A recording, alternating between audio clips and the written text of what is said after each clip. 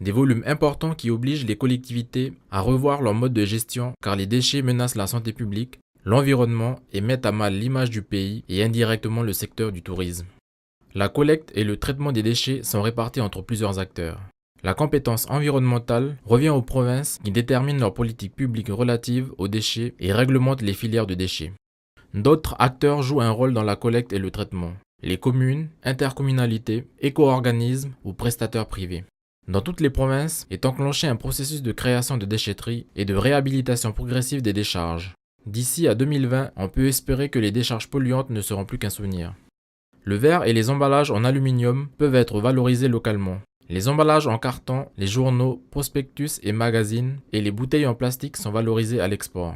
Pour organiser la collecte et le traitement de certains déchets dangereux ou polluants, un système de filière réglementé a été mis en place. Il s'agit de l'application du principe de la responsabilité élargie du producteur, ou REP. Le producteur du déchet finance son traitement en collectant une éco-participation.